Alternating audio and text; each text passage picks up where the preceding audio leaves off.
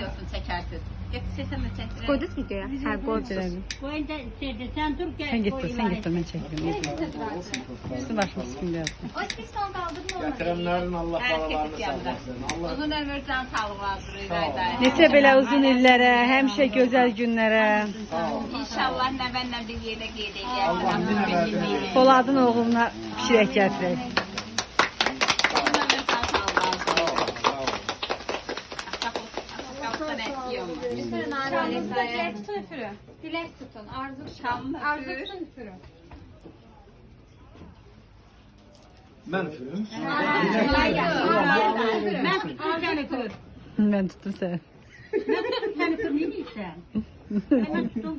Allah dileğini kabul eylesin. Ay Fatih.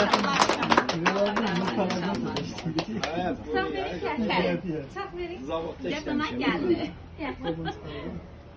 Nazlı kadar el ele tutun, tortu çalsın. Gelin. Özü kesilmenliğine. Kesin. Sen Tut, tut. kesin. Kesin. Gidin keçin oradan.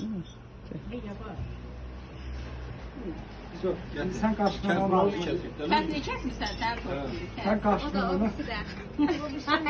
Daha yok ağlayamam canım. Niye? Ne olasın? Maşallah diye. Hadi ama İngiltere'de soğuşlar 90 yaşında birbirinden ad günü soğuşlardan geri kalan kalan olur. Sağ ol. Her şey Hayır yok hayır hayır abi sağ sen de ona. Ulan abi.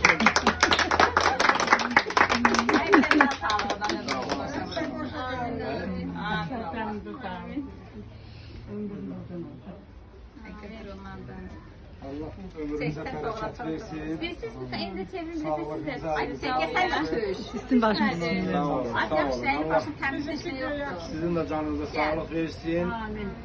Video operatörümüz da Çiçek Hanım'a teşekkür ediyoruz. Yandaşlara teşekkür ediyoruz.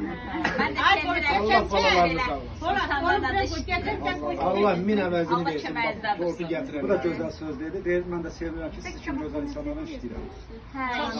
Böyle insanlar Allah benim karşıma çıkardı valla. Çok razı. Sen de sağ ol ki sen de bizim karşımıza çıkartıp böyle güzel insanlarla bir yerde tutuyoruz. Allah'ım Hemşe benim dostumuz, mehribanımız. Amin. İnşallah elə də olacaq. İnşallah. İnşallah. Allah'ın köməyindən hər şey yaxşı. Ay Buracığım sen de çiçek Gel bana. Ben çekeceğim bir gitsen. Dayandırma Ne yürü. görün buraya aç. Ye tortu kes doğra.